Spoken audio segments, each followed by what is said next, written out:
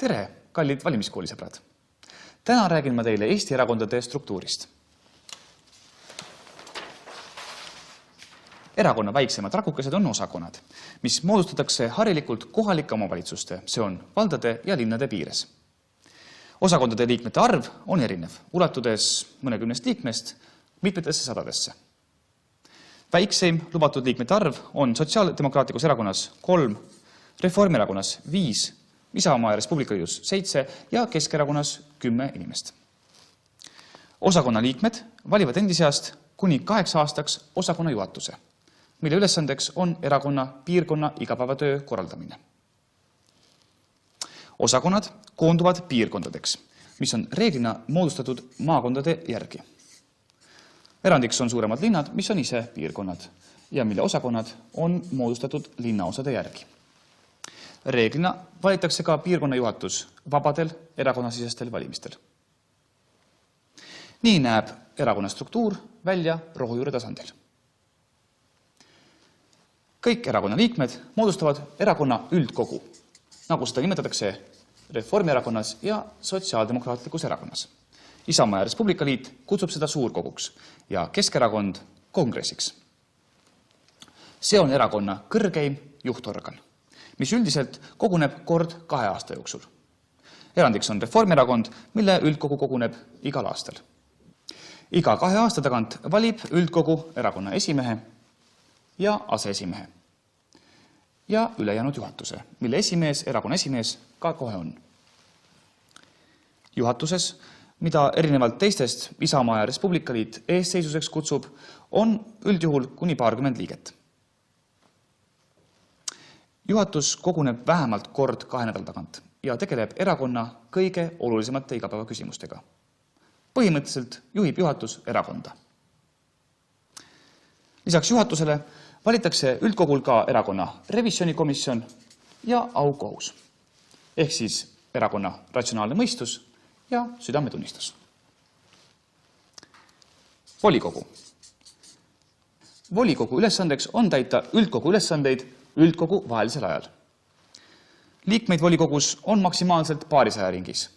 Kõige suurem liikmete arv on Keskerakonnal. Enamik volikogu liikmed valitakse piirkondadest. Lisaks kuuluvad erakonna volikogusse ka kõik juhatuse liikmed, ministrid, parlamendisaadikud ja eurosaadikud. Muuhulgas on volikogu pädevuses ka erakonna peasekretäri kinnitamine. Peasekretär juhib erakonna igapäevatööd administratiivtasandil. Nii näeb lihtsustatud kujul välja Eesti erakonna struktuur. Erakonna erinevatel tasanditel toimub väga palju valimisi. Osakond valib oma liikmete hulgast endale nii esimehe kui ka juhatuse. Piirkond valib oma liikmete hulgast endale nii esimehe, juhatuse, piirkondliku revisjonikomisjoni kui ka esindajad volikogusse. Üldkogu valib iga 2 aasta tagant erakonna esimehe, aseesimehed ja juhatuse liikmed. Lisaks aukohtu ja revisjonikomisjoni. See teeb demokraatlikus erakonnas enam kui 10 vaba valimist 2 aasta jooksul. Aga nüüd heidame pilgu Eesti kõige jäigema põhikirjaga erakonna struktuurile. Osakonda nimetatakse selles erakonnas piirkondlikuks organisatsiooniks. Sel tasandil toimub seal kõik täpselt nii nagu mujalgi. Salajasel hääletusel valitakse juhatus ja juhatuse esimees. Siit edasi otsustatakse kõik juba määramise teel. Osakondade juhatused määravad oma esindajad, kes moodustavad piirkondade juhatused. Lisaks määratakse maakondlike organisatsioonide juhatusse kõik Riigikogu liikmed, kes on sinna valitud antud valimisringkonnast. Ka volikogusse ei valita esindajaid mitte maakondlikest organisatsioonidest. Sinna kuuluvad automaatselt kõigi piirkondlike ja maakondlike organisatsioonide juhatuste esimehed. Ka üldkogul toimuvate valimiste arv on piiratud. Ja mis veel ainulaadne, erakonna peasekretäri ei kinnita mitte volikogu, vaid määrab Eesti erakondade väikseim vaid 15-liikmeline juhatus. Aga märkimata on jäänud veel üks oluline institutsioon. Mis see on? On see rahvas? Reformierakondlane? Raha? Ei. See on miski, mida ei valita ega nimetata. Ta on. See on Rosimannus. Mis on sellise jäikuse võlu ja valu? 11 aastat järjest võimul. Reformierakonna ülitugeva sisemise struktuuri najal on loodud masinavärk, mis ei saa libastuda. Olles välistanud nii palju sisemisi valimisi kui vähegi võimalik, toimib sobilike inimeste paigutamine olulistele positsioonidele nagu valatult. Juhuslikkust ei eksisteeri. Nende 11 aasta jooksul on oldud koalitsioonis sisuliselt kõigi poliitiliste jõududega Eestis. Keskerakond, Isamaaliit, Res Publica, Isamaa ja Res Publica Liit, Mõõdukad, Sotsiaaldemokraatlik erakond, Rahvaliit, Eesti Maarahva erakond ja vähemusvalitsuse toetajana lisaksin siia nimistusse ka rohelised. Väga palju suuri lubadusi, kibedaid kompromisse, tohutul hulgal kokkuleppeid, mis praeguseks hetkeks tähendab üüratut võlga oma partnerite ning toetajate ees. Mis vahenditega võimul jätkates võlg makstakse? Ja kelle rahadega? Aga et mitte lõpetada nii süngetest toonides, näitama teile veel ühte võimalust, kuidas erakond toimima panna.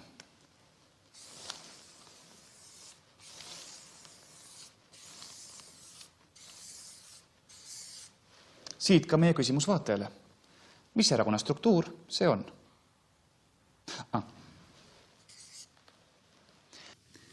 Esmalt vastus eelmisel korral esitatud küsimusele. Millise Eesti erakonnaga on tegemist? Palju vastajaid oletasid, et kujutatud on parteid, kus on osakondade ja piirkondade juhid ehk Ortsgrupp ja Kreisleiterid, volikogu ja juhatus ehk KAU ja Reichsleiterid, siis veel noorteorganisatsioon, Hitlerjugend ja kõige keskel aga Führer. Õige vastus on aga Keskerakond. Savisaar. Tänase valimiskooli teema on aga, kuidas koostavad erakonnad Riigikogu ja kohalike omavalitsuste valimisnimekirju. Kes saavad ette otsa, kes peavad jääma välja. Muidugi, alati on olemas ka teoreetiline võimalus, et inimene, kes soovib oma valijaid esindada, ei kuulugi ühessegi erakonda ja on niinimetatud üksikkandidaat. Kuid see võimalus on tõesti vaid teoreetiline. Kui sa ei kuulu mõnda erakonda, siis ei valida sind parlamenti või linnavolikokku mitte kunagi. Kuid ka sellest, et sa lihtsalt kuulud mõnda erakonda, ei pruugi piisata. Juba 1968. aastal tõestati ühe sotsiaalteadusliku uurimuse abil, et parteide sees tehtavate valikumehhanismide abil tõrjutakse kõrvale 99,96% erakonna liikmetest. Ja tavaline valija saab hääletada vaid nende 0,04% kuuluvate inimeste vahel, kelle parteid on tema jaoks eeshoolde korras välja valinud. Kuidas saada nende 0,04% hulka? Millised on reeglid? Reegel number 1. Reegleid pole. Mõnes erakonnas paneb inimesed järjekorda volikogu. Teises erakonnas on volikogu ülesandeks aga ainult kinnitada. Kord piirkonna juhatus sätestab, kord kooskõlastab. Siin-seal toimuvad eelvalimised. Siin-seal aga mitte. Kuid tegelikult otsustajad pole volikogus, pole ka juhatuses. Reegel number 2. Seda, kes saavad üleriigilistes nimekirjades ette otsa, otsustatakse kitsas ringis, mida nimetatakse erakonna tagatoaks. Erakonna tagatuppa kuulub tavaliselt 5-6 inimest, mitte rohkem. Just siin tagatoas otsustatakse, kes on tulevastel valimistel erakonna favoriidid ning kes mitte. Viimaste sekka kuuluvad tavaliselt need, kes ei suuda tuua piisavalt hääli, kes on partei juhatusega opositsioonis või kes on lihtsalt liiga vanad ja päätid. Favoriitide sekka saavad aga erakonna juhid, suured häältemagnetid, üksikute piirkondade juhid ja ka mõned inimesed, kes võiksid ohustada juhtkonna positsioone erakonna sees ning kellega seetõttu tuleb sõlmida diil. Saad parlamenti, kui lõpetad meie kritiseerimise. Kui sa pole erakonna juht, häältemagnet, piirkonnajuht või keegi, kellega tehtaks diil, siis paraku sa nimekirja etteotsa ei saa. Säärane ongi lühidalt süsteem, kuidas erakonnad valivad välja inimesed, kes kohalikke omavalitsusi ja kogu riiki pärast valimisi juhtima hakkavad. Siin on üks tabel. See selgitab, kui demokraatlikud erakondade otsustamisprotsessid on. See telg siin on formaalne ja informaalne. See aga tsentraliseeritud ja detsentraliseeritud. Formaalne tähendab seda, et on olemas kindlad ja avalikud reeglid valimisnimekirjade moodustamiseks. Informaalne on selle vastand. Detsentraliseeritud tähendab, et valimisnimekirjade sündi ei kontrolli jõuliselt erakondade juhtstruktuurid, vaid kõigil erakonna liikmetel on õigus selles kaasa rääkida. Tsentraliseeritus tähendab vastupidist. Vaatleme sellel skaalal kolmesid viimaseid Riigikogu valimisi 1999, 2003, 2007 ja 4 suuremat erakonda. Sotsid. Iga valimistsükliga on nad kaldunud üha enam formaalse ja detsentraliseeritud mudeli poole. See tähendab, et valimisnimekirjade koostamiseks on olemas kindlad reeglid ning et ka erakonna lihtliikmed saavad sõna sekka öelda. Pealtnäha kõige demokraatlikum erakond Eestis. Kuid muidugi käib ka siin äge võimuvõitlus. Erakonna sisevalimiste võitmiseks kasutatakse erinevaid taktikaid, millest kõige lihtsam on tordi ja lilledega vanainimeste juurde minek või mõnd kandidaati halvustavate kuulujutude levitamine. Näiteks, et tegemist on homoseksuaaliga või et ta tudengina on kusenud vastu ülikooli peahoonet. Lisaks on sotside sisevalimissüsteemi demokraatia kaasa toonud juhtumeid, kus valimisnimekirja etteotsa saavad inimesed, kes ei suuda korjata valijate hääli ning erakond kaotab seetõttu kohti parlamendis ja kohalikus omavalitsustes. Suuresti on sääraste juhtumite taga sotside Lõuna-Eesti tiib, mida nimetatakse ka džihaadiks. Nagu näete, pole palju demokraatiat alati hea. Reformierakond. 1999. aastal asuvad nad kõrvuti Isamaliiduga. Kuid aja jooksul koondab Reformierakond otsuseid üha vähemate inimeste kätte. Hea võimaluse oma erakonna positsioonide kindlustamiseks annab nii Reformierakonnas kui ka mujal niinimetatud lihtvolituste süsteem. Erakonna liige volitab kellegi ennast erakonna üldkogul esindama. Näiteks Neinar Seli on oma firmades isegi sekretärid Reformierakonda pannud. Laseb neil endale volitused kirjutada ning saabub siis juhatuse valimisele vähemalt 30 inimese häälega.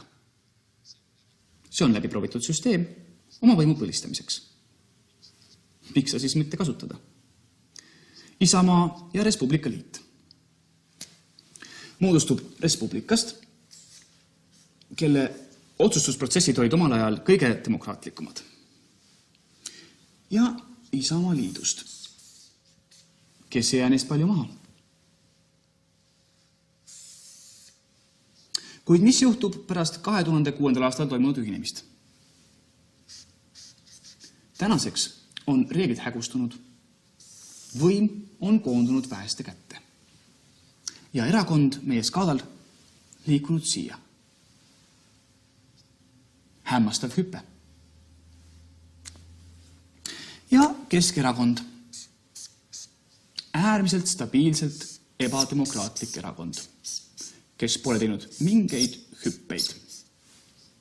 Keskerakonna sisesed otsustusprotsessid on alati olnud ilma täpsete reegliteta ning väga tsentraliseeritud.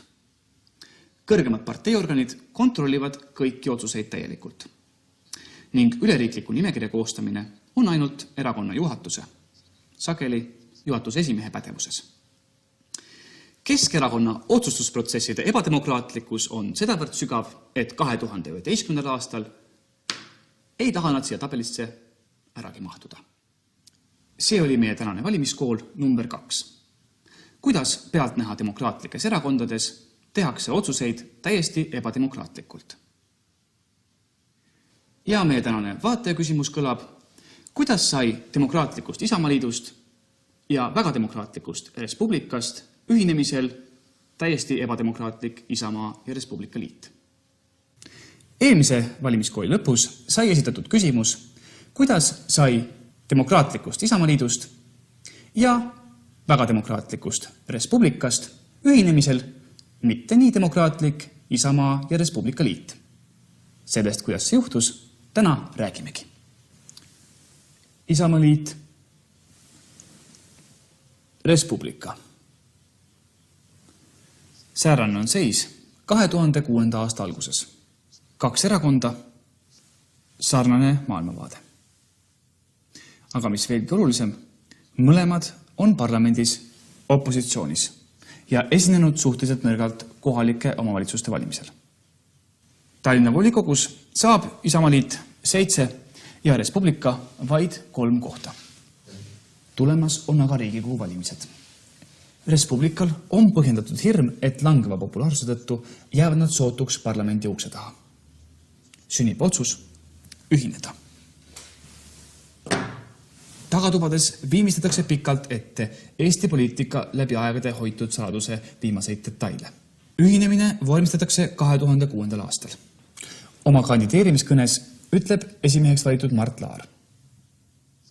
Selles erakonnas moodustavad esimees ja aseesimehed ühtse meeskonna. Selles erakonnas pole ei ees ega tagatubasid, vaid otsused langetatakse täna valitavas eesseisuses ning volikogus. Lisaks liitub erakonnaga mitmeid uusi tähtsaid arvamusliidreid. Teiste hulgas Tartu Ülikooli rektor Jaak Aaviksoo.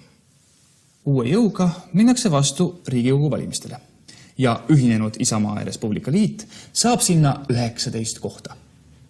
Ühinemine on olnud edukas, kuid erakonna sees jäävad püsima erinevad leerid. Ühe moodustavad vanad Isamaa liitlased Laar, Herkel, Vahtre, Luukas. Teised noored Res Publica äraostmatud Vaher, Reinsalu, Raudne, Parts. Pinged 2 leeri vahel süvenevad. Esimesena lahkub poliitikast Taavi Veskimägi. Endisel rahandusministril saab kõrini, et erakonna sees ei toimu avatud diskussiooni. Mõttevahetus on kärbunud. Järgmisena läheb Ott Lumi. Res Publica endine peasekretär ütleb avalikkusele, et soovib oma karjääris edasi liikuda. Kuluaarides saistatakse, et ühele Res Publica alusepanijale ei sobi Isamaaliitlaste ritades vohav niinimetatud vanade vabadusvõitlejate kiitmine ja neile pugemine. Omaette leeri moodustavad juba ühenderakonnaga liitunud Aaviksoo juhtimisel. Kaitseminister punub intriige, et mängida üksteise vastu Laari ja Partsi tiivad. Viimased saavad sellest teada ja otsustavad Aaviksoo erakonnas pigilinu rolli jätta. Kuid lõhed süvenevad. Nüüd juba pöördumatult. Noored Res Publica poliittehnoloogid otsustavad, et on aeg koondada võim erakonnas lõplikult enda kätte. Nad leiavad ka sponsori. Endise linnapea ja erakondade pikaaegse rahastaja Tõnis Paltsi, kellele lubatakse garanteerida tulevikus riigi rahadega nii mõnedki olulised investeeringud. Näiteks Tallinna Sadamas. Koos mõeldakse välja strateegia, pannakse paika taktika. Esimese sammuna otsustatakse. Erakonna esimehena lubatakse jätkata Mart Laaril. See on strateegiline samm, millega tehakse Isamaaleeri võimalik kriitika ja vastuseis juba eos väga keeruliseks. Teine samm. Kõik piirkondlikud organisatsioonid tuleb üle võtta. Sellega alustatakse 2009. aasta sügisel. Res Publica võtab osakondadesse vastu uusi liikmeid, minnes mööda kõigist protseduurireeglitest, rääkimata eetikanormidest. Paljud uued liikmed püsivad erakonnas vaid erakonnasiseste valimisteni. Seejärel nad lahkuvad. Strateegia on edukas. 4 kuuga on piirkondlikud organisatsioonid Res Publica tiiva kontrolli all. Nii pannakse käsi ette isamaliitlaste propaganda levikule ning kontrollitakse infovoogusid enne suurkogu. 3. samm. Ettevalmistused suurkoguks. Taas organiseerib Res Publica erakonda uusi liikmeid. Jaanuari alguses raporteeritakse. Erakonda on lisandunud 9000 liige. Selle numbri saavutamiseks läks aega 16 aastat. Kõigest 6 ajaga toovad niinimetatud äraostmatud erakonda juurde aga veel enam kui 500 liiget. Kasutatakse erinevaid taktikaid. Kõige tavalisem on äraostmine. 800 krooni igale uuele liikmele. 4. samm. Isamaa ja Res Publica Liidu suurkogu. See toimub veebruaris 2010. Kõiki uusi liikmeid on juhendatud, kuidas ja kelle poolt hääletada. Piirkondade tasandil on tehtud tublit tööd ning sealtki tulevad truud toetushääled. Toimuvad juhatuse ja aukohtu valimised. Res Publica teeb siin puhta töö. Nad on võitnud. 5. samm. Ametikohtade jaotamine. Võetakse maha vana peasekretär ja paika pannakse uus. Ken-Marti Vaher. Tema on olnud koos Urmas Reinsalu ja Indrek Raudsega kogu võimupöörde üks mootoreid. Lisaks nimetatakse ametisse poliitiline sekretär ja tegevjuht. Tegevjuhiks kinnitatakse Tiit Riisalo, Res Publica mees. Erakonna esimeheks jääb esialgu Mart Laar, kes vastutasuks ei võta midagi ette toimunud võimuhaaramise vastu. 6. samm. Otsade kokkutõmbamine. Mõned isamaliitlased püüavad toimunule tähelepanu juhtida. Andres Herkel avaldab protesti ning nõuab Tallinna piirkonna juhi Siim Valmar Kiisleri maha hääletamist. Piirkonna juhatuse valimistel võidab Kiisler aga mäe kõrguselt. Võimupööramine on lõplikult kinnitatud. Enamik jaanuaris erakonda astunuid lahkub nüüd Isamaa ja Res Publica Liidust. Nende töö on tehtud. Mai 2010. Nagu näete, on seis Isamaa ja Res Publica Liidus järgmine. Res Publica äraostmatud on äraostmiste tulemustel saavutanud erakonnas absoluutse võimu. Kriitikahääled jäävad nõrgaks. Vajame reaalset tegijat, kes suudaks kogu masinavärgi tööle panna, ütleb Laar Vaheri kohta. Läheme välja ühtse ja tugeva meeskonnana. See oli 3. osa meie valimiskoolist. Teemaks, kuidas korraldada pealtnäha demokraatlikus erakonnas ebademokraatlike vahenditega võimupööre. Tänane küsimus vaatajale kõlab. Kui sinu erakonnas ei ole Tõnis Paltsi, siis kust leida piisavalt finantse oma eesmärgide teostamiseks? Eelmise valimiskooli lõpetasime küsimusega, kui sinu erakonnas ei ole Tõnis Paltsi, siis kust leida piisavalt finantse oma eesmärgide teostamiseks? Tänase valimiskooli teema ongi, kuidas maksta kinni üks erakond. Kuna see teema on kõigi parteide jaoks kõige olulisem, peatume sel teemal pikemalt. Kõigepealt uurime, kui palju üldse raha vaja on. Võtame näiteks viimased Riigikogu valimised. Keskerakond kulutas ametliku aruande kohaselt reklaamikampaaniale umbes 45 miljonit krooni. Reformierakond 32 miljonit. IRL 20 miljonit. Sotsiaaldemokraatlik erakond 8 miljonit krooni. Kokku rohkem kui 100 miljonit krooni. Kui need 100 miljonit moodustuksid 100 kroonistest, siis saame kokku 80-meetrise torni. See on sama kõrge kui Olümpiahotell. Kuid see on ainult jäämäe veepealne osa. Inimesed, kes on parteide kampaaniad ise läbi viinud, väidavad, et suurem osa valimiskuludest arveldatakse jälgi jätmata sularahas ning et tegelikult kuluvad summad on 3–5 korda suuremad. Seega kokku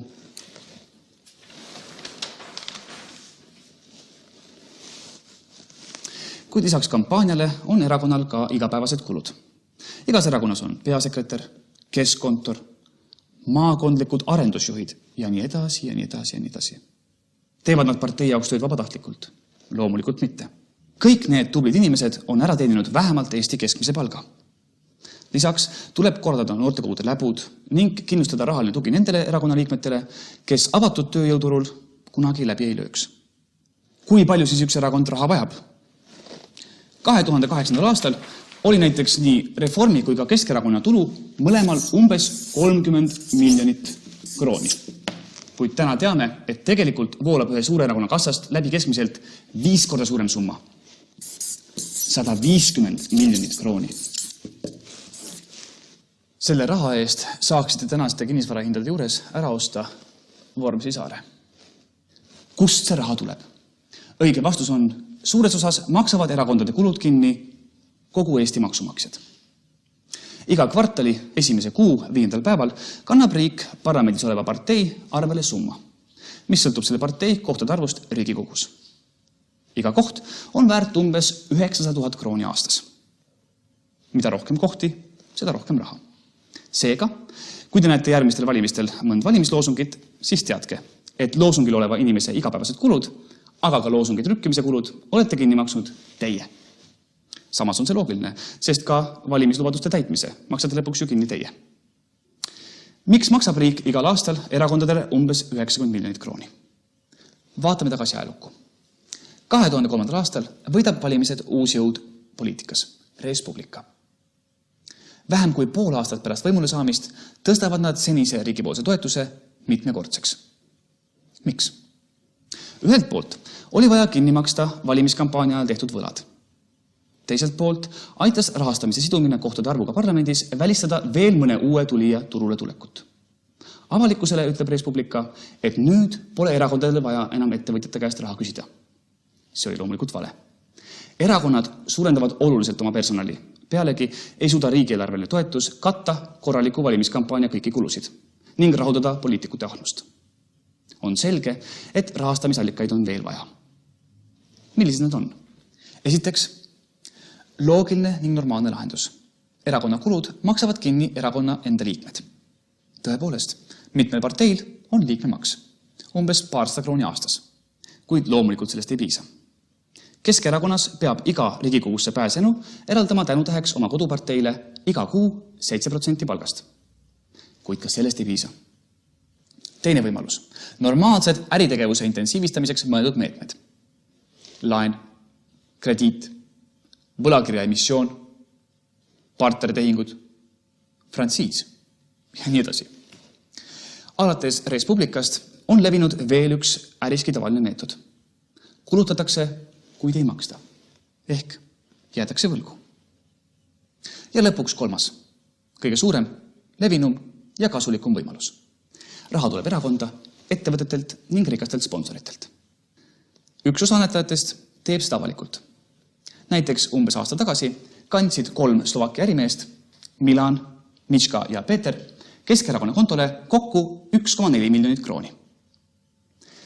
Slovakkia on siin, Eesti on siin. Keskerakonna aseesimees Ain Seppik vastas küsimusele, miks toetavad Slovakkia inimesed Keskerakonda nii. Ma ei tea seda. Annetab, kes tahab. Hiljem mõistatus lahenes. Tegemist oli Keskerakonna juhi Edgar Savisaare hea sõbra Aleksandr Kovkini semudega. Palju suurem osa annetajatest soovib aga oma annetust teha salaja. Probleemi lahendamiseks pakuvad erakonnad mitmeid lahenduspakette.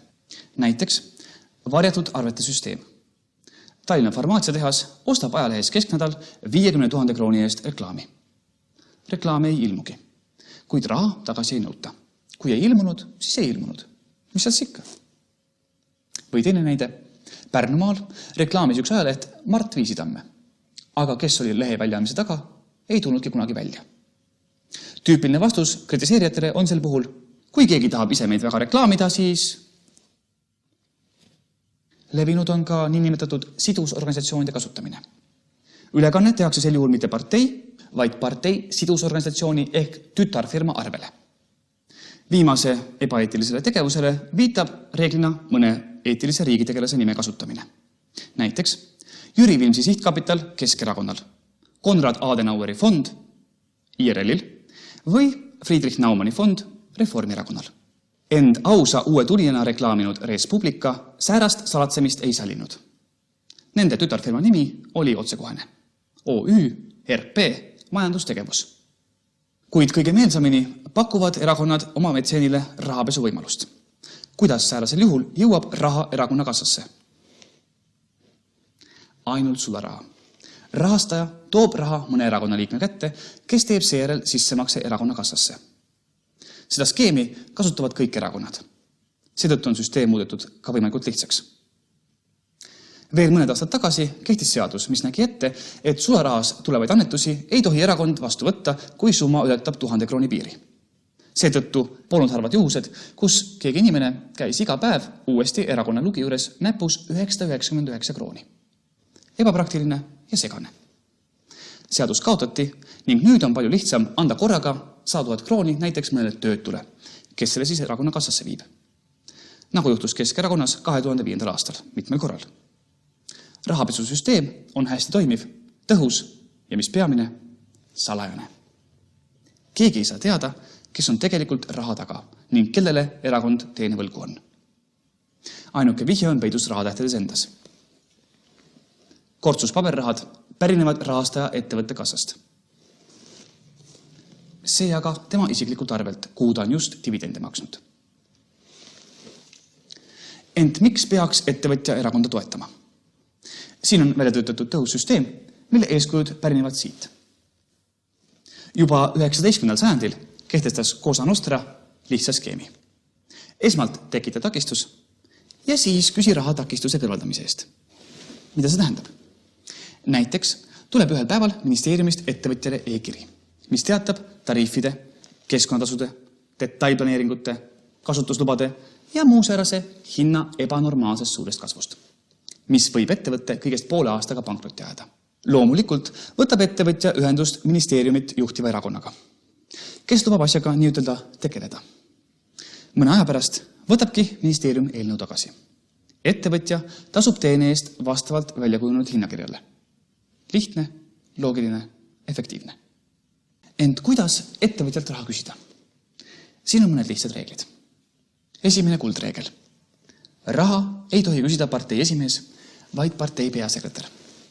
Nagu näiteks Kristen Michal Reformierakonnast. Miks on see nii? Esimees, peasekretär, sitt. Sitt tõuseb, kuid jääb alati pidama peasekretäri juurde. Nii ei saa erakonna esimees kunagi teada ebaseaduslikest tehingutest ning võib avalikkusele alati tõttu öelda. Ma ei teadnud midagi. Teine reegel. Ärge võtke raha niisama, vaid lubage midagi vastu. Kõige levinum on niinimetatud telefoniõigus. Erakonna suurrahastajal on alati õigus otse helistada partei esimehele ning kurtama muret. Tõsi, siin on viimastel aastatel toimunud põlvkondlikud nihked. Vanemad poliitikas olijad, näiteks Savisaar, täidavad omapoolsed lubadused. Nooremad, nagu näiteks Res Publica äraostmatud, aga mingeid garantiisid ei anna. Nüüd mõned praktilised näpunäited. Kohtuge suurerimehega kusagil söögikohas, näiteks lõunalauas. See loob hea meeleolu. Teiseks, ärge kasutage otseseid ähvardusi. Eelistage muretut ja lõtva maneeri. Kuna teid võidakse pealt kuulata, siis kasutage kindlasti kodeeritud keelt. Näiteks on laialt levinud väljend too paar õuna, kus õun tähendab 1 000 000 krooni. Või ka veidi humoorikam, muu mõlemas silmas särab üks tuluke. Ent kui palju küsida? Siin kehtib üks lihtne põhimõte, mille ühe Eesti erakonna tippjuht on sõnastanud järgmiselt. Küsida tuleb nii, et endal ka häbi on. Näiteks on olnud mitmeid juhtumeid, kus summa küündib üle 10 miljoni krooni. Raha on võimu hoidmiseks hädasti vaja ja häbenemine ei vii teid kusagile. Seega, too palun 10 õuna. Kuidas toimub raha üleandmise praktiline pool? Kui rahasummas on kokku lepitud ja jätke meelde, et te peate jätma ettevõtjale ka veidi tingimisruumi, tuleb kindlaks määrata aeg ja koht. Järgmisel kokkusaamisel ulatab ettevõtja teile kohvri, mille sees on soovitud summa sularahas. Tõsi, on tulnud ette ka juhtumeid, kus kasutatud on kilekotti. Raha viib erakonna liige esmalt koju, ja siis juba partei kontorisse. Kuna kontoris olete te igal juhul heade sõnumite tooja, siis ärge häbenege ja jätke osa summast aegsasti endale. Kui suur peaks olema vahendustasu? On olnud juhtumeid, kus see küünib 80–90%. Seega erakonnale jätke saadud summast 10–20%. Muidugi tekib õigustatud küsimus, mis saab siis, kui ettevõte vihastab, et tema ettevõtte käibest kulub igal aastal 1–2% erakondade ebaseaduslikule rahastamisele. Teatud oht tõepoolust on. Sest nagu mitmed suurärimehed on väljendanud, on väga vastik neile šaakalitele silma vaadata. Kuid ärge muretsege. Üldiselt on Eesti ettevõtjatel ka teisi ja palju suuremaid probleeme kui erakondade poolne väljapressimine. Sellega oleks leppinud ning mõned vapramad teevad selle naljagi. Öeldes näiteks, et enne valimisi on odavam sõita 3 kuuks teise maailma otsa, kui jääda Eestisse. Ja teiseks teati juba Sitsiilias, kui sa kord juba kellelegi maksma hakkad, siis sa maksma jäädki. Muide, alati ei peagi näiteks küsima raha. Laske näiteks ettevõtjal kinni maksta mõne uue mänguväljaku või spordihoone ehitus. Kuulutage see enda algatuseks ning te saate toredaid lisapunkte järgmistel kohalike omavalitsuste valimistel. Säärased on peamised viisid, kuidas erakonda raha saada. Süsteemid on kindlad ja töökorras. Ettepanekud muuta erakondade rahastamine läbipaistvaks ja kontrolliorganid tõhusaks pole leidnud erakondade toetust. Kontrolli tõhusus sõltub eelkõige sellest, kuidas seadusi täidetakse, ütles hiljuti Riigikohtu esimees, endine reformierakondlane Märt Rask. Kuldsed sõnad. See oli meie 4. valimiskool, seekord teemal, kuidas saada erakonnale raha. Küsimus vaatajatel kõlab aga nii. Missugune roll on olnud rahamündil valitsuskoalitsiooni läbirääkimiste juures? Tänase valimiskooli teema on, kuidas pidada võimu läbirääkimisi. Aga joonistada ei ole täna küll mitte midagi. Kõige olulisem läbirääkimiste laua taha istudes on see. Coca-Cola pudel. Miks? Kohe selgitan. 2003. aastal saavutas Res Publica Riigikogu valimistel teise tulemuse Keskerakonna järel. Fenomenaalne edu. Pärast seda, kui Edgar Savisaar keeldus presidendi ettepanekust moodustada valitsus, hakkaski Res Publica pidama valitsusläbirääkimisi Reformierakonnaga. Kohtade suhe parlamendis oli sel hetkel 28 respublikaani ja 19 reformikat. Esimesel istungile saabuvad mõlema partei tippjuhid. Nähes, et laual ei ole Coca-Colat, keeldub Reformierakond edasisi kõnelusi pidamast ning nõustuvad nendega alles siis, kui Res Publica noored ära ostmatud, on rahad klappinud ja poest mõned Coca-Colat toonud. Kas asi oli selles joogis? Hei. Asi oli selles, et näidata Res Publicale, kelle käes on tegelikult võim ning kelle valitsust moodustama hakatakse. Tulevases valitsuses saigi Reformierakond 5 ja Res Publica 4 ministri kohta. On veel üks taktika võimuläbirääkimiste pidamiseks. 2009. aasta sügisel asusid sotsid Tallinnas pidama võimuläbirääkimisi Keskerakonnaga. Suurte lootustega alustatud kõnelused lõppesid sotside jaoks Mustamäe linnaosa vanema ja ühe abilinnapea kohaga. Nad on sisuliselt linnavalitsemisest kõrvale tõrjutud ning lisaks on kaotatud paljude seniste toetajate hääled. Mida tegid sotsid valesti? Esiteks, poliitikat teevad inimesed, mitte programm. Esmalt tuleb rääkida kohtadest. Teiseks, nende delegatsiooni juhatas Peeter Kreitsberg, kes varem kuulus Keskerakonda. Pealtnäha hea mõte, kuid tegelikult saatuslik viga. Nimelt on Kreitsberg spordiseltsi Kalev juhatuse esimees, kuid Kalev on suurtes rahalistes raskustes. Võlgade katteks on ära antud juba oma peahoonegi. Nii oli meil ühel pool lauda absoluutselt võimu omav Savisaar. Teise pool lauda aga kaelani võlgades ja arvukalt juhtimisvigu teinud mees, kelle munad olid piltlikult öeldes Savisaarel sahtli vahel. Tõeks said Kreitsbergi sõnad enne läbirääkimiste algust. Kui me laseme endale pähe istuda, siis me ei olegi partei.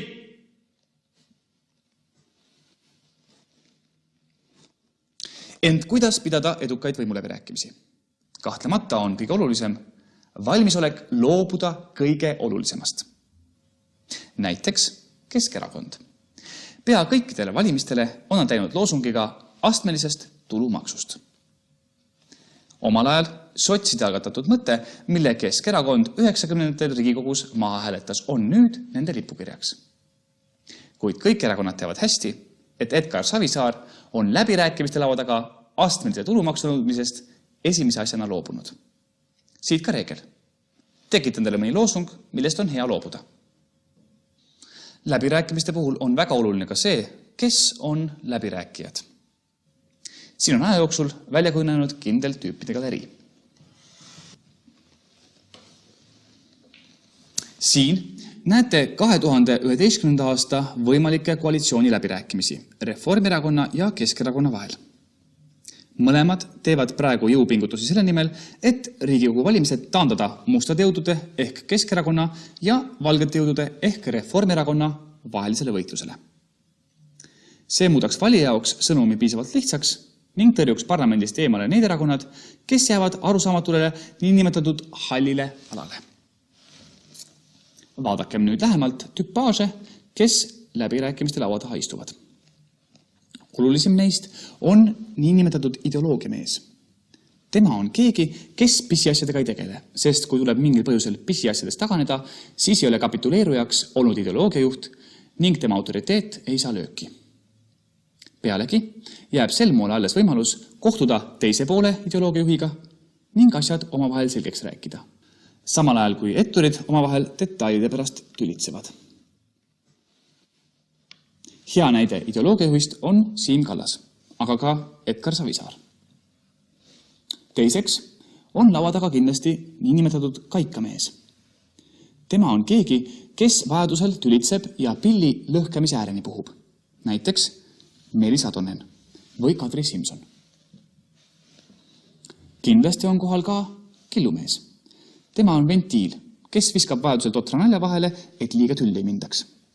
Näiteks nagu Urmas Paet või Villu Reiljan, kellel muide kippusid omal ajal ideoloogiajuhi ja killumehe rollid omavahel segi minema. Villu läks üldse halvasti, sest kui näiteks Keskerakonna puhul räägitakse, et Savisaarel puudub number 2, siis Villul puudus nii number 2, 3, 4, 5 ja Rahvaliidu 6 number on Janno Reiljan. Sellepärast pidigi Villu ise altkäemaksu võtma. Keskerakonnas killumehi ei ole. Ja siis on veel niinimetatud nõumees, kes jälgib teiste käitumist, analüüsib, otsib vigu ja nõrku kohti. Näiteks Ain Sepik. Reformierakonnal tõsi küll, säärast analüüsijat ei ole. Neist mängijatest sõltubki, kas läbirääkimiste lauale jääb patiseis või lõpeb õhtu matiga. Kas võidavad valged või võidavad mustad jõud?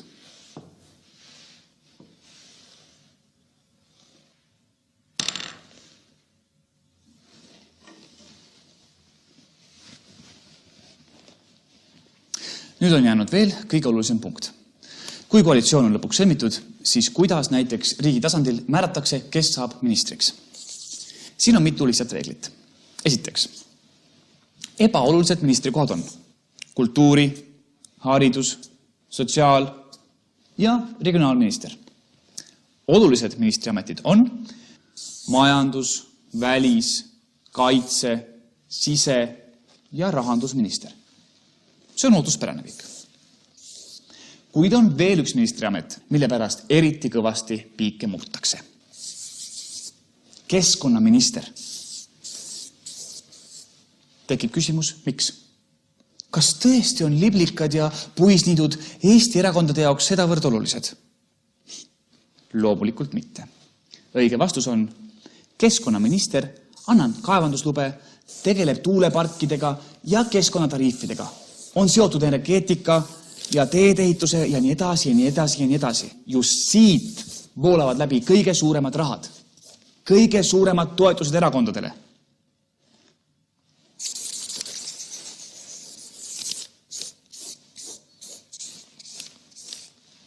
Teine reegel. Minister peab kindlasti kuuluma mõnda erakonda. See, kas inimene on tark, valdkonnas asjatundja, see on ebaoluline. Oluline on lojaalsus parteile. Aga mida teha, kui pole sobivat inimest? Kuna ükski erakond pole ajudega inimeste rohkuse poolest kiita, siis võib tõesti kergesti juhtuda, et sobivat inimest ei ole. Millised on lahendused? Kõige lihtsam, sa ostad ministri sisse. Näiteks Jüri Pihl, Aivar Sõerd, Ester Tuiksoo. Teine võimalus, ministrikandidaat ostab end ise sisse. Näiteks Jüri Mõis või Tõnis Pats. Ja viimaks, kui läbirääkimised on teinud edukalt, kohtade jaotus on kindlaks määratud, ministrikandidaadid on leitud, siis ei tähenda see veel läbirääkimiste lõppu. Viimase 10 aasta jooksul on Eestis vähemalt üks kord juhtunud, et ministrikohtade jaotus otsustatakse kulli ja kirja teel. Kull ministrikoht teile, kiri ministrikoht meile.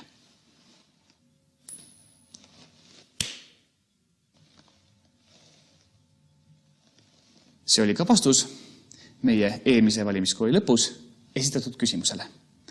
Millist rolli omab rahamünt või muu läbirääkimiste juures? See oli meie tänane valimiskool. Vaataja küsimus seekord kõlab aga nii. Kuidas pidada ja võita võimu läbirääkimisi, kui ühel pool lauda istute teie ja teisel pool lauda samuti teie? Esmalt aga vastus eelmisel korral esitatud küsimusele. Kuidas pidada ja võita võimu läbirääkimisi, kui ühel pool lauda istute teie ja teisel pool lauda samuti teie? Õige vastus on Ole Strandberg. Marek Strandberg, kes pole poliitmängudes mingi roheline, esitas kohtusse oma erakonna vastu hagi, kuid leppis siis kohtuniku ees iseendaga ära ja sai selle tulemusel erakonna liikmete tahet eirates taas kenasti võimule. Jääb üle püüalt hoida, et Strandberg iseendaga tülli ei läheks. Tänase valimiskooli teema kõlab, kuidas võita valimised ja tulla võimule. Kahtlemata on kõigi erakondade jaoks tegemist hamletliku küsimusega, sest tulemus Riigikogu või kohalike omavalitsuste valimistel määrab erakonna jaoks ära.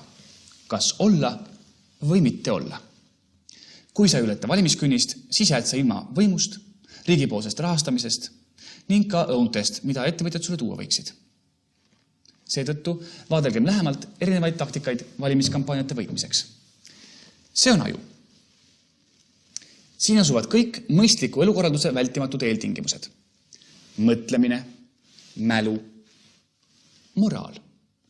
Lihtne tõdemus ütleb, et ilma ajuta ei saa mõelda. Seetõttu arvatakse sageli, et valimiste võitmiseks tuleb rääkida just nimelt selle organiga. See võib olla saatuslik viga. Rääkida tuleb sellega. TOS. Tegemist on tavalise tootega, mille turundamisel kasutatakse erinevaid strateegiaid. Näiteks toote lansseerimine ja kommunikeerimine, publikusegmendi valik ning toote positsioneerimine, toote turundamine ja lõpuks toote maha müümine. Täpselt samad põhimõtted nagu tossu müümisel kehtivad ka ühe erakonna müümisel. Ei ole mingit vahet, kas te müüte tossu või müüte parteid. Poliitilise kommunikatsiooni kommertsialiseerumine avaldub kahtlemata kõige selgemalt kampaania kommunikatsioonis, kus lähtutakse erasektorist võetud turustamispõhimõtetest, käsitledes valijat pigem kliendina, keda endale võita, kui traditsioonilises mõistes kodanikuna, keda kaasata debatti. Muide, lause, mille ma just lõpetasin, oli 4 rea pikkune ning siin oli kokku 8 võõrsõna. Jätke meelde, ärge mitte kunagi kasutage sääraseid lauseid valijatega või ajakirjandusega kõnelemisel. Selle lause mõistmiseks on vaja seda. Kui teil on ju nemad. 12 aastat tagasi kirjutas Priit Pullerits tabavalt. Riigi ja ühiskonna teenimise asemel teenib press inimesi ning on arusaadav kõigile. Hea ajakirjandus on Eestis nagu see siin. Kiiresti tarbitav ja sita maitsega näss. Mida tähendab see sinu jaoks? Milliseid valikuid teha? Pikad arvamuslood, analüüsid, sirp, seksi mittekasutamine, valimisdebatid Klassika raadios.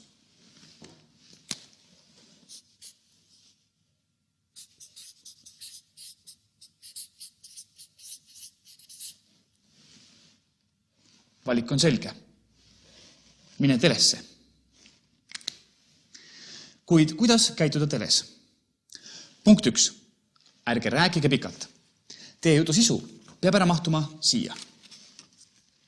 Just praegu ütlesite te välja kõik oma kampaania olulisemad mõtted, ettepanekud, ideed ning väärtused. Ühtegi uut mõtet ei tohi teil enam olla. Punkt 2. Üldiste teematasemel keskenduge üksikutele probleemidele. Näiteks, ärge kõnelege Eesti ühiskonna struktuursest vaesusest, vaid rääkige hoopis vajadusest püstitada merre monument labiilsele rahvuskangelasele.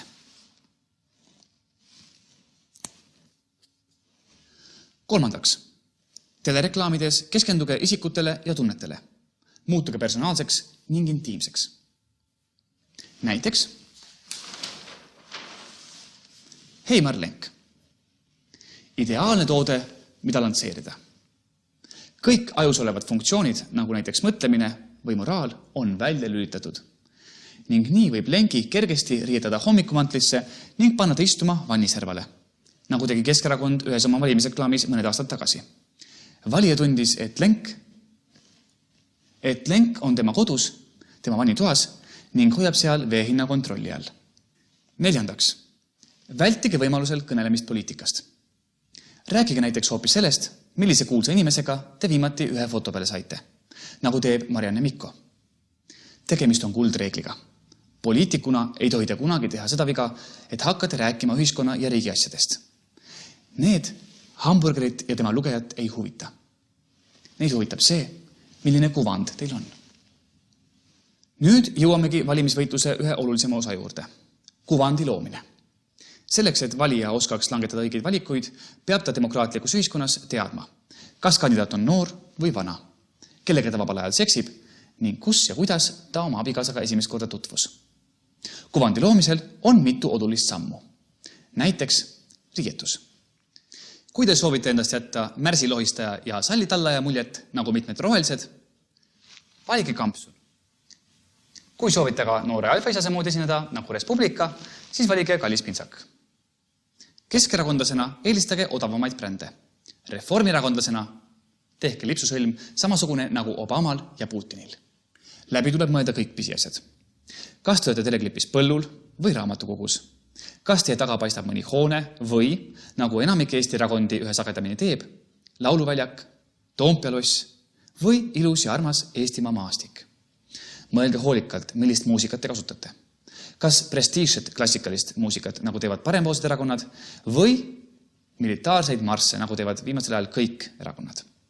Res Publica lansseeris oma tossu selle lauluga. Metsad põlevad, miks just see laul? Kas selleks, et viidata Eesti kultuurile? Muidugi selleks, et uut erakonda vastandada sellistele parteidele. Saksad, kelle surma soovitakse, on vanad olijad. Nemad aga oleme meie, Res Publica valijad. Kuid kellena esineda? Kas iseendana? Kindlasti mitte. On 4 põhilist tüüpi, keda poliitik võiks kehastada. Esiteks, härra või proua igaüks. See on roll, mis aitab valijatel end poliitikutega identifitseerida. Teiseks, rahvaisa roll, mis kehastab teadmisi ja kogemust, et äratada rahva usaldust. Kolmandaks, kangelane. Rollitüüp, mis tõuseb kõrgemale argipäevast ning võtab peaaegu müütilise kuju. Näiteks Juhan Parts, kellele ühes telereklaamis projitseeriti ümber koguni püha paiste. Ja neljandaks, charmeur. Roll, mis valijaskonda hullutab ja võlub. Tõsi, Eesti poliitikast säärast tüüpi veel leitud pole. Ning ainuke näide on importtoode Toomas Hendrik Ilves. Kindlasti pöörake tähelepanu kaadrile. Kas üld, kesk või suur plaan? Kindlasti suur plaan. Sest see on palju intiimsem ning te saavutate telerees istuva kliendiga personaalse suhte. Muide, mõned eriti julged on kasutanud ka detailplaani. Nagu Edgar Savisaar ise ütles, kardavad need, kellel on midagi karta ausa silmavaate ees. Enamik Eesti inimesi võib mulle ausalt silma vaadata. Eelpool öeldu kehtib ka perspektiivi suhtes. Ülalt vaade viitab vaataja võimule pildil kujutatu üle. See tähendab valija võimule poliitiku üle. Eesti poliitreklaamides kasutab säärast perspektiivi 6% reklaamidest. Vaade alt viitab poliitikuvõimule valija üle. 27%. Vaade silmakõrguselt tähistab aga poliitiku ja vaataja võrdsust. 67%. Mõelge ka läbi, kas teil on ehk mõni vapiloom nagu orav, ninasarvik või laar. On teil mõni tunnusvärv, mõni lemmiklill, võib-olla lemmiknaps või huvitav arm? Varjata ei tohi mitte midagi, sest ärge unustage, et poliitikateadlased on ammu kindlaks teinud.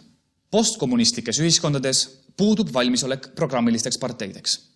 Ja seetõttu domineerivad siin karismaatilised ja klientaalsed parteid, kes rõhuvad imagoreklaamidele, mille eesmärgiks on emotsionaalsete reaktsioonide esile kutsumine. No nägite.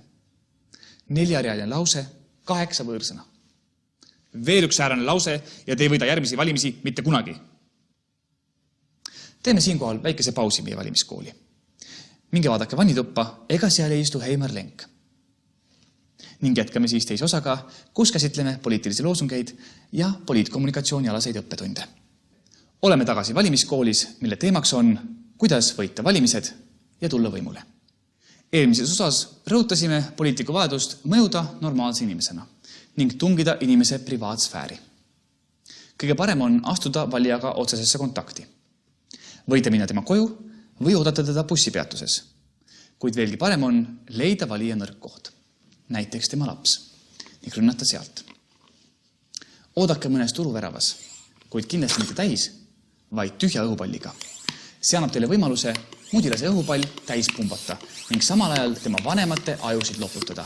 Pange tähele, ärge laske palli täis hetkega, vaid törsutage oma masinaga pall täis võimalikult aeglaselt. Tehes vahepeal ka nägu, et masin ei töötagi või ma annan parem ilusama palli. Lapsevanemal ärge rääkida lubage. Kui veel 1990. aastate alguses püüdsid poliitikud korraldada rahvakoosolekuid ja astuda valijatele diskussiooni, siis tänasel päeval enam nii primitiivselt ei tegutseta. Valijaga debatti astumine on lihtsalt port sooja õhku, mis ei vii kuhugi. Ostke parem oma klient ära. Jagage talle näiteks erinevaid reklaamtooteid ja meeneid. Tikutopsid, kondoomid, võtmehoidjad, pastapliiatsid, konfekid, helkurid, lendavad taldrikud, stressipallid, tasuta liivvanuritele, jälgumihklid, taskupeeglid, taskulambid, kilekotid, šokolaaditahvlid, jääkaabitsad, uksesildid, rinnamärgid, taskukalendrid, kohvikruusid, kaitsev kätekreem, veepudelid, miniraamatud, kontoritarbed. Ärge laske end heidutada sellest, et valija ei vaja teie meeneid ega teie lubadusi. Mõlemad on tasuta. Küll nad need vastu võtavad. Ent millised peaksid olema teie valimisloosungid? Igasuguse valimiskampaania esimene kuldreegel kõlab. Eelistage lihtsaid, vältige keerulisi. Keeruline sõnum kõlab näiteks nii. Riigi eesthoolde asemel aitame kaasa ettevõtete sotsiaalse vastutustunde kasvule. Lihtne sõnum on, sina saad palju raha. Keeruline sõnum on, välispoliitikas peame oluliseks vastastikuste partnerlussuhete sõlmimist. Lihtne sõnum on, elagu Eesti. Teine kuldreegel. Ärge tulge lagedale oma ideedega, vaid siduge oma reklaamsõnum veendumuste ja väärtustega, mille puhul võite olla kindlad, et teie sihtrühm neid kindlasti soovib. Täitke publiku ootuseid, mitte ärge püüdke ise mõelda selle peale, mis võiks rahvale parem olla. Kolmandaks. Loosung peab olema lööv, meeldejääv ja sisukas. Näiteks nagu ma tulen. Reformierakonna poolt jagatud kondoomidel. Või ka Keskerakonna loosung kohe hakkab kergem avalikes tualettruumides. Kuid fantaseerigem korraks ning kujutagem ette, et Eesti valimised huvitavad ka kedagi välismaalt. Seepärast tõlkigem mõned Eesti viimaste aastate parteide loosungid mõnda võõrkeelde. Ordnung muss sein! Vali kord. Ein Volk, ein Reich! Eestimaa eestlastele. Platz sauber machen! Schnell, schnell, schnell, ihr Penner! Plats puhtaks. Kuid mille järgi loosungeid valida? Varem räägiti kampaaniates palju kollektiivsetest väärtustest, nagu demokraatia, sotsiaalne õiglus, haridus, ühtsus, turvalisus. Kuid viimased 10 aastat keskendutakse isiklikule kasule. Teiste sõnadega, rääkige rahast. Ent kuidas rääkida? Siin mõned näpunäited algajale propagandistile. Hitler väitis, et propaganda intellektuaalne tase peab olema kohandatud masside kõige rumalamale osale. Seega, teie poliitiline sõnum peab olema nii loll, kui vähegi võimalik. Aga kuidas olla loll? Kõige töökindlam variant, proovige oma loosungit erakonnakaaslaste, näiteks noortekogu peal. Öelge näiteks, meie teeme poliitika puhtamaks.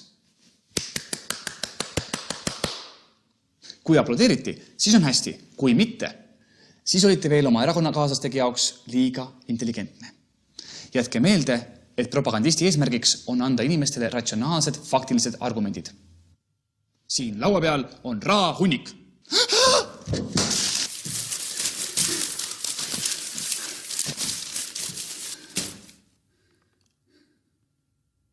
On mõned lihtsad abivahendid, kuidas propagandist tegutseb.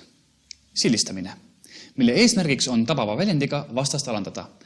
Nimetada seda näiteks pimeduse jõuks, mõmmipeebiks, punateadlaseks või rikaste tallalakkujaks.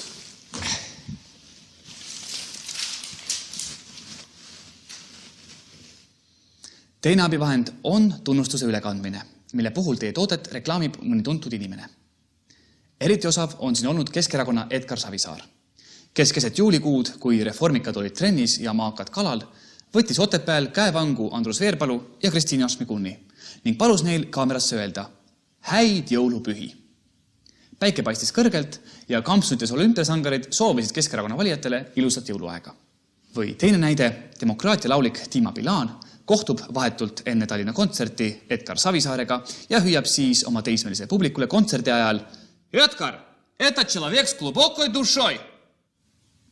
Veel üks tehnika on oma poiss olemine. Üritage välja näha ja käituda nagu tavainimene. See võib osutuda üllatavalt raskeks, kuid pingutage siiski. Kutsuge ajakiri oma magamistuppa. Käige lastega looduses jalutamas ja laske seda pildistada. Või tehke nii, nagu näiteks Andrus Ansip, kes on ajakirja Kroonika teavitanud oma suusareisidest Jaapanisse, rääkinud avameelselt oma täiskasvanud tütardest, kes talle endiselt issi ütlevad, ning kiitnud vabariigi aastapäeva pallil Üllar Jörbergi, öeldes, tema lood on väga hästi alati mõõdetud. Ei ole mingit vahepealset olesklemist ega uimerdamist. Kuldsed sõnad mehe suust, kes on muuhulgas öelnud, tööd on nii palju, kui ette viitsib võtta. Lõpetuseks mõned näpunäited poliittehnoloogiate kohta, mis tuleb kasutusele võtta siis, kui teid rünnatakse. Mida sellisel juhul öelda? Esiteks, saa pole ise parem. Peamiselt Edgar Savisaare taktika, kes näiteks ühes telesaates esitatud küsimusele, miks ta käis ringi, lintmakk põues ja salaja lindistas, vastas nii. Aga Siim Kallas varastas 10 miljonit. Teiseks, Kaika Kavello. Keegi, kes saadetakse rindele siis, kui asjad väga kurjaks lähevad ning kes annab vastasele kohe verbaalselt Kaikaga vastu pead. Näiteks Jürgen Ligi, kes aastake tagasi nimetas ühte ajakirjanikku, kes tegi ettepaneku saata riigikogulased suveks palgata puhkusele, nakatunud raipeks ja vammi täis majaks ning soovitas tal end põlema panna. Kuna ajakirjanik ei armastavat Eesti riiki ning kogu Eesti poliitika olevat talle, nagu ütles Eesti Vabariigi rahandusminister, pohhui, nahhui ja kärbatanud pabul. Kolmandaks, seostamine millegi süütuga. Kui Mart Laar, keda lähemad kolleegid nimetavad patoloogiliseks valetajaks, oli sunnitud tunnistama, et ta tõepoolest lasi relvaga Edgar Savisaare pildi pihta, ütles analüüsiva selgitusena. Eks see minu poisikeselik temp oli. Seega, püssilaskmine teise inimese pildi pihta seostati süütu lapsepõlve maailmaga, mil kõik teed võimule olid veel valla. Selle õpetliku näitega lõpetame oma kaheosalise valimiskooli. Jätke meelde, valimiskampaaniat võib võtta vaevarika kohustusena, kuid tegelikult on see fun, sest nalja saab palju, mõtlema peab vähe ning ilmselt on tegu ainsa inimtegevuse valdkonnaga, kus idiotismi ja künismi tulemuseks on edu, rikkus ja võim.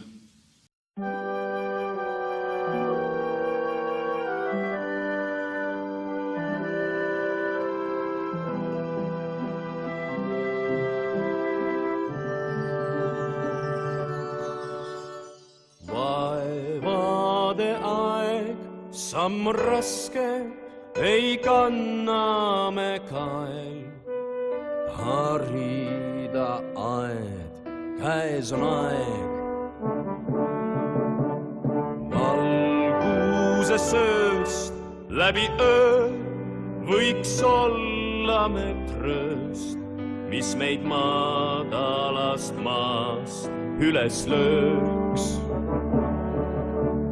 Langegu kae me silmade eest, tea valge laed on meenesti sees me sees.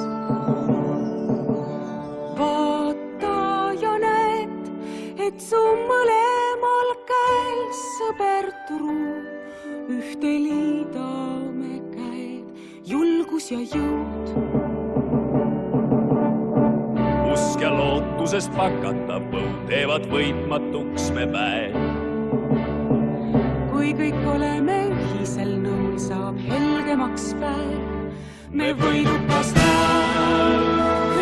Ja me hiileme, lähme tulest koos läbi ja vest.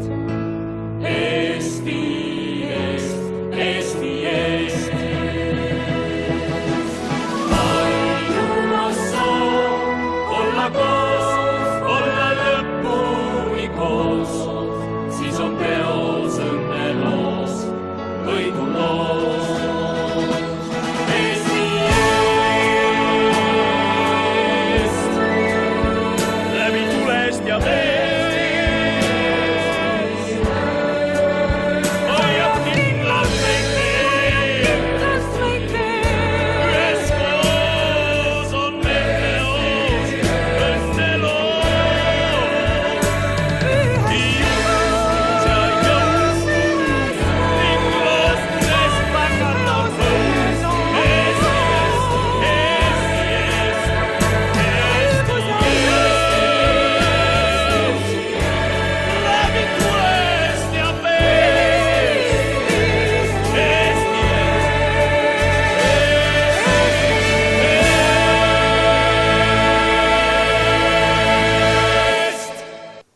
Senistes valimiskoolides oleme sulle näidanud, kuidas Eesti erakonnad maksumaksjalt tema raha võtavad.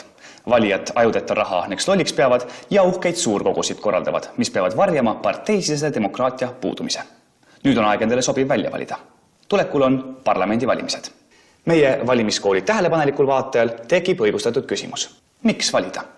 On meil kõigil ju tegelikult ükskõik, mis juhtub meiega tulevikus, kuidas ja kas üldse haritakse meie lapsi ja kes viib hälli välismaale.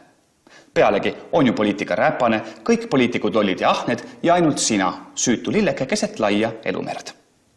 Seetõttu ongi Eestis keskmiselt 4 inimesel 10 oma riigist täpselt sama poogen nagu poliitikutel, keda nad selle eest sõimavad. Nende ellusuhtumist väljendab virina koefitsient. 1 valimas mittekäimine võrdub 2 virinat. Kuid pea meeles, poliitikat ei tee räpaseks mitte poliitikud, vaid sina, kui sa sellel juhtuda lased.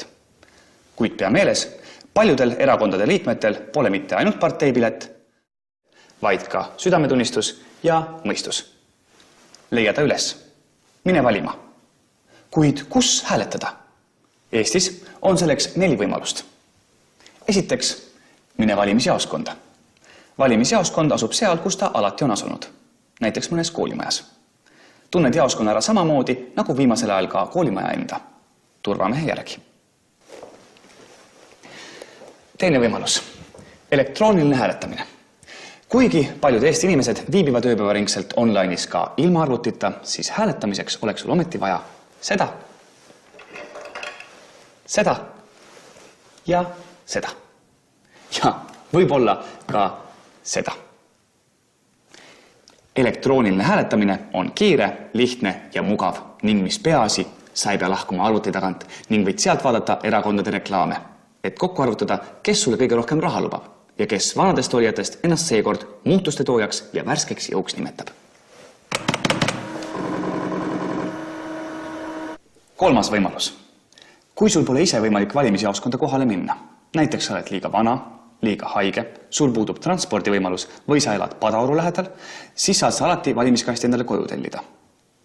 Selleks on vaja esitada kirjalik avaldus ja valimispäeval ollaksegi kastiga sinu ukse taga. Haara šansist kinni. Kagu-Eestis, saartel ja paljudes maakohtades võib see olla sinu ainuke võimalus riigiametnikuga kohtumiseks. Kasuta seda. 4. võimalus. Kui sa ei juhtu valimispäeval Eestis olema või soovid sel pühapäevasel päeval triikida oma kortsuma kippuvaid eurosid, siis saad sa alati hääletada eelhääletamisel, kas valimisjaoskonnas või elektrooniliselt. Eelista eelhääletamist, mitte järelhääletamist. Mida aga teha, kui sa kuulud nende 10 000 eestlaste hulka, kes on pidanud tööd otsima välismaalt? Kas sul on üldse õigus valida? Mõnda aega tagasi kirjutas Priit Pullerits, et säärastel kodumareeturitel ei tohiks üldse olla moraalset õigust valida. Pikka aega Ameerika Ühendriikides elanud Pullerits teadis. Inimesed, kes ei ela siin, vaid siin, ei tea Eesti elust midagi ja ilmselt nad ka ei hooli sellest. Nagu näiteks Arvo Pärt, Neeme Järvi või Siim Kallas. Tee Pulleritsule ninanips. Hääleta ka sina. Kui teed õige valiku, pääsed koju tagasi. Kuidas hääletada valimisjaoskonnas? See on sama lihtne nagu eluaegse kodulaenu võtmine pangast. Sul ei ole vaja midagi muud kui seda. Ja seda. Valimisjaoskond on avatud hommikul kella 9 õhtul kella 8, kuid sa ei pea viibima seal kogu selle aja, vaid vali endale sobiv hetk. Pärast registreerimist valimiskomisjoni prouade juures antakse sulle isiklik hääletussedel, mille täitmiseks on sul veel vaja vaid 2 asja. Aju ja pastakat. Üks neist 2 antakse sulle valimisjaoskonnas. Mine nüüd kabiini. Ja sinna jõudes veendu ega kedagi teist peale sinu kabiinis ei viibiks. Nüüd. Naudi hetke. Sa oled oma riigiga kahekesi. Kohe ütled sa välja oma arvamuse. Mõtle korra veel. Keda sa soovid parlamendis näha? Kas inimesi, kes näevad ilusad välja, osalevad telesaadetes, on osavad spordis, laulmises ja näitlemises, kuid mitte haldusjuhtimises ega riigiõiguses, ning kes räägivad kroonikas oma magamistoa kubatuurist, vahvatest lastest ja oma uuest kasukast, mis on läinud rohkem maksma kui kasuka peremehe poolt lubatud töötuse täielik likvideerimine. Kas valid neid, kes jagavad alati rahva arvamust ja viha, kuid kelle maailmavaatest ei tea sa rohkemat, kui on kirjas tema valimisloosungil? Või valid sa seekord kellegi teise? Kirjuta hääletussedelile tema number ja ära muretse. Isegi kui sa elad siin või siin, on parlamendivalimised Eesti poliitikute jaoks sedavõrd elutähtsad, et isegi sinu ringkond pole jäänud ilma kandidaatideta.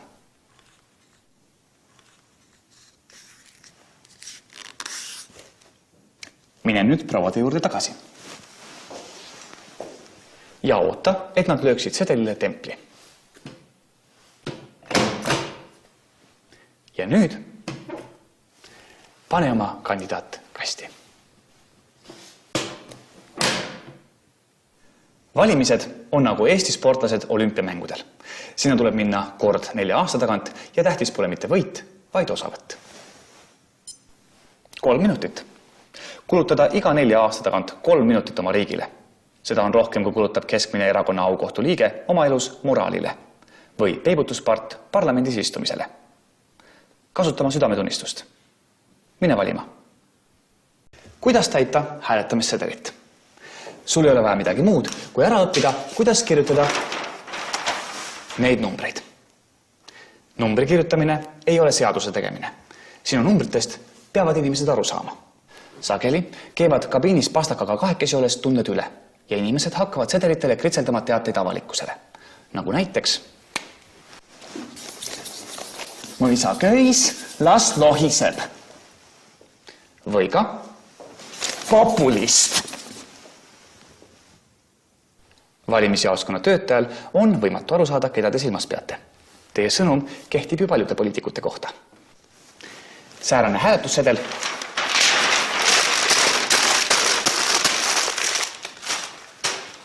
jõuab siia. Ja sinu hääletamisest on olnud sama palju kasu kui nende omast, kes pole oma häält üldse andnudki, vaid istuvad kodus teleka ees ja ootavad, et saatekavas oleks parem Eesti. Kuidas saab sinu häälest aga mandaat? Siin on kasutusel 3 peamist võimalust. Esiteks, lihtkvoot, Sinu lemmik on kõigi lemmik. Ta saab rohkem hääli, kui on laulupeol viisipidajaid ja riisub kokku häältesaagi, millest piisab otse Riigikokku pääsemiseks. Kuid kui palju hääli on palju?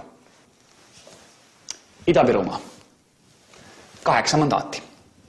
Valimas käib nii palju inimesi. Tuleb jagada hääletamas käinute arv mandaatide arvuga ringkonnas. Kogenud poliitik juba teab, tal tuleb kokku koguda 4542 häält, et saada Riigikokku ning pääseda peaaegu 4 aastaks tüütust kohustusest külastada Ida-Virumaad. Tavaliselt piisabki Eestis lihtkvoodi saamiseks umbes 5000 inimese häälest. Seda on 2 korda vähem, kui käib päeva jooksul inimesi Õlle Summeril või Pärnu rannas. Ära lase otsustada enda eest jorssidel ja nudistidel. Mine ise valima. Teine võimalus. Kuna väga vähesed poliitikud on Eestis sedavõrd populaarsed, et neid tahetaks otse parlamenti saata, siis on välja mõeldud ringkonna mandaadid. Eesti on jaotatud kokku 12 ringkonnaks. Valimispäeva õhtul löövad prouad kokku, kui palju hääli üks erakond ühes konkreetses ringkonnas sai.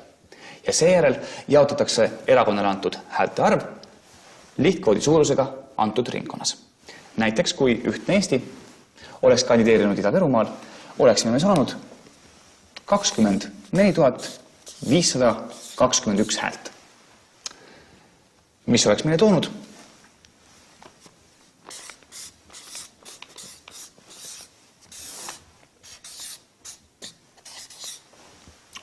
Viis kohta parlamendis. Spasiba vam. Kolmas ja kõige lihtsam võimalus. Kompensatsioonimandaadid.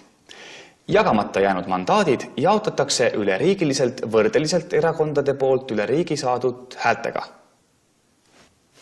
Ja nende väljaarvutamiseks on olemas üks lihtne valem.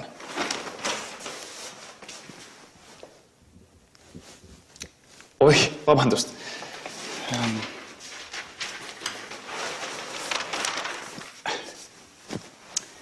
Seda nimetatakse tonti jagajaks.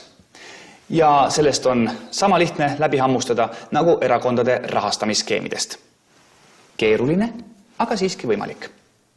Kuid hääletamissedelile ära kirjuta seda siin, vaid usaldusväärse kandidaadi number.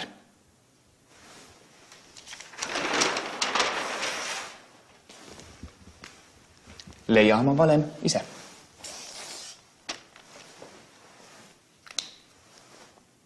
Ja lõpuks meie valimiskooli kõige oodatum lõik. Keda ikkagi valida? Valimiskool aitab. Seekord valige... ma pean ise ka veel natuke mõtlema. Oma valimiskoolides oleme sulle näidanud, et Eesti erakondi on raske usaldada ning et tõelistest probleemidest rääkimise asemel eelistavad nad sind kinni maksta sinu enda rahaga, ehk siis suuremate palkade, toetuste ja hüvitistega. Kui see ongi ainult raha, mida sa vajad, siis liida sulle lubatud summad ja leia endale meelepärane sponsor. Kui sa aga soovid tõestada, et sind on alahinnatud, siis mõtle selle peale, millist Eestit sa tahad. Kas tahad, et poliitikud mõtleksid pikas perspektiivis? Mõtleksid, mis saab 50 aasta pärast? Kas sa tahaksid, et Eestis oleks vähem provintsi? Et Eestil oleks idee? Ära ole kelgunöör.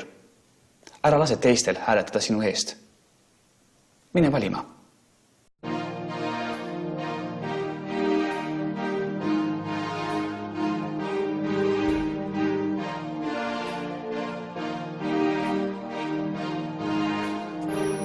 Me teeme nii, et Saaremaad toob mandri peale vikerka. Ja rahva kätte Hiiumaal saab antud kulak Leedobraan. Siis kõigi pihta Läänemaal võib mudal loppida. Ja igas autos Harjumaal reisis saatja lösutab. Ei ta ei või ei saa sind jätta valija. Nüüd sa siis tead, me nõnda head, meil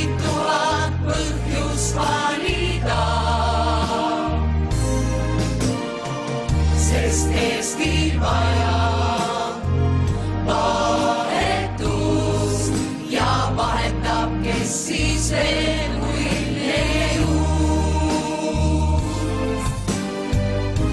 siis Eesti süda Järvamaal Verdaiu pumpab nagu loom. ja Vändra metsast Pärnumaal saab Tamme kaitsetsoon. Циві значення на Україні, по естонське написані. Ja ega talu Võrumaal rüehansat müüa või. ei ta ei või, ei saa siin jätta valija. Sa siis tead, me nõnda hea, meid 1000 põhjust valida. Me lööme tihke luuaga, et saaks puhtaks Eestimaa. Ja jahimees taas Mulgimaal võib ilmesti jahtida. Töötud Peetrid Valgamaal, tööd saavad piiritulvana. Kui sa suitsu Virumaal, saab iga kaevur tõmmata, siis alles julgen ütelda, et elad vabal maal, et elad vabal maal. Sa meeles pea, hea valija, me saame üksteist aidata. Sa annad meile hääle vaid, saad vastu küttepuid ja kartuleid. Hea mõte on meid valida. Tea sõber hea, et täiega me armastame Eestimaad. Sest elamüüa hästi saab, läheb kauaks kui happu kapsaga seapraad. Te minge ikka valima. Siis saame riigi parima. Ja kui ei saa, noh, siis ei saa.